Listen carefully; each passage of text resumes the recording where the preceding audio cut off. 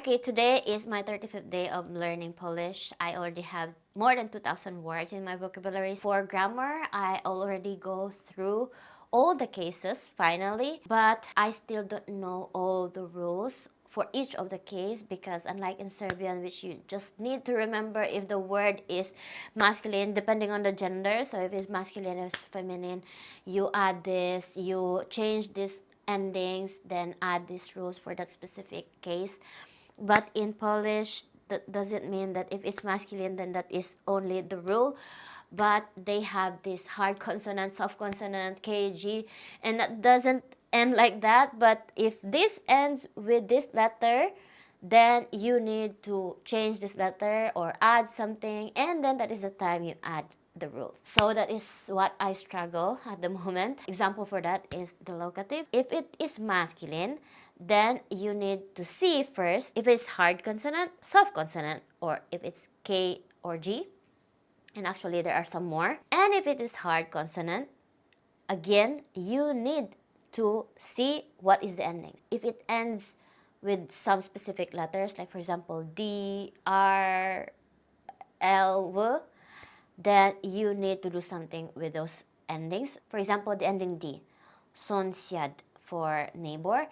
So if it is in locative, then you need to add additional letter after the D, which is Z. Then the ending for locative masculine is adding EE for hard consonant. Not just all the masculine, but just for the hard consonant, you add the ending E or EE. So if it is ends with D, then you need to add letter Z, then plus EE. Sąsiadzie. Or let's say in neuter, not just masculine, but neuter also for hard consonant. So for example, bureau. So it ends with O, it's neuter. But before O, it's R. Then the R, you need to remove the O and you add Z plus E. W biurze. So that is my struggle. So I need to remember all. If it is hard consonant, soft consonant, actually I'm still confused what are hard consonant, soft consonant. Not confused, but still I'm forgetting what are those letters. And the KG. For example, this is the best example because this is the case that is for me the most complicated case. The genitive, because genitive doesn't depend for masculine, doesn't depend on the endings, but they are group of words. So there are two groups, so group A and group U, so A and U. So if the noun is under the group or under the group A or under the group U, then you need to add A or U. That's why you don't see the endings, but you need to know if it belongs to that group. For example, the group A is the alive beings, what else? The tools, the tools, the months, and what else? I forgot the others, but just that. So if it's alive beings, you add A. If it is tools, if it is months, then you add A. If it is genitive, the group U are those days of the week. So days of the week is under the group U and months is under the group A. If it is month, then you add A. If it is days, then you add U. Or the abstract ideas, problems, something like that, it's under the U. And the places, you add U. It is under the U. So you have the two groups, A and U. They are a group of nouns. So depending on the group, you put that ending A or U. What I am actually doing to remember these rules of each case is I am creating sentences each of the case. So because if I will remember just these endings, groups, something like that, it will be so hard for me. If it is locative, is that genitive, because I mix it up. So what I'm doing actually is I am creating sentence for each of the case. So of course each of the this hard consonant or singular and the gender. So for example, for genitive. Idę do sklepu. That is my example for genitive. So I need to know that sentence. That is, I am going to the store. So, idę do sklepu. When you use do, it means genitive. And sklep, which is store, in the sentence idę do sklepu, I add u in the sklep. The sklep here is the genitive because I use do and I add u, so sklep is a place and I add u. It means if it's a place and if it is in genitive, then it's under the u group. So that is actually my strategy on remembering the case for Polish at the moment. But there are some rules that I don't use the sentence, like for example the accusative feminine singular, which I know that is the partners are ae, which with tail, so e. That is the rule for accusative, which I always remember.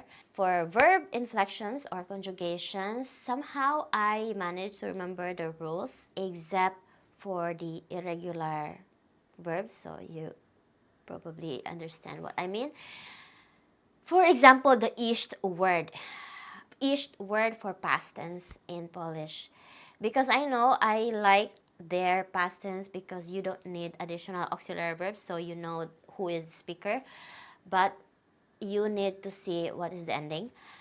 But as what I learned, you just need to change one letter for each so you know if it's feminine and if it's masculine. E and A. E for masculine, A for feminine. But for the iść, that is an irregular verb. And for past tense, you say szłam if it's feminine. So if I say I went and I am a female, then I said szłam.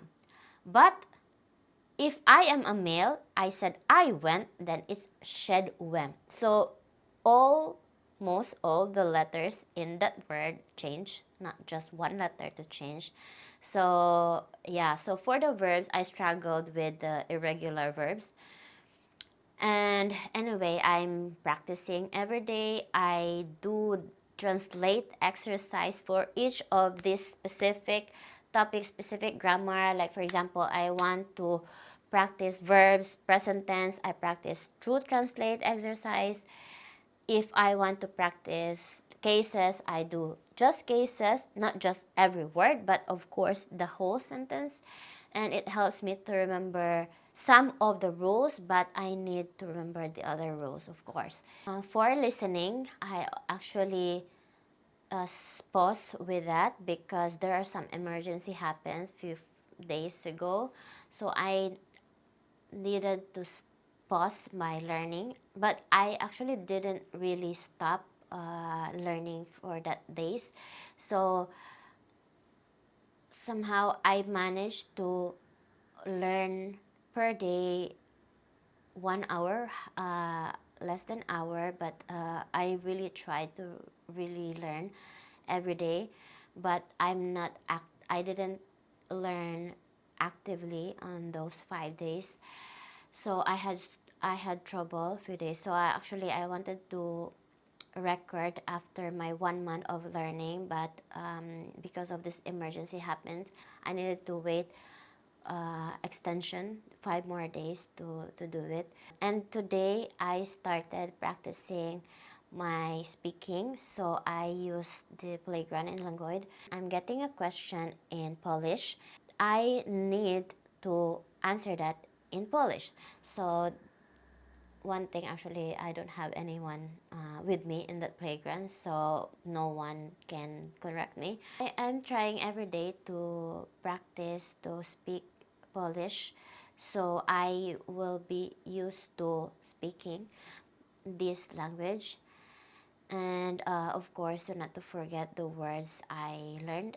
Just recently, it was so hard for me to do learning because there are some things that happen, and but it doesn't mean that I need to stop it. I still continue. I need to triple up my effort to learn Polish as soon as possible. I still have less than 1 month to finish this experiment, to finish this learning. And I still have a good feeling that I can do it after 2 months. So again, I invite everyone who are learning Polish or who wants to learn Polish to join me, because I would be happy to help you, because I already know some of things, so I can share what I know. And of course, we can learn together. So for now, it's good. It's not really bad, but it's not very, very good. But my learning is, my Polish is improving. So that is the important thing.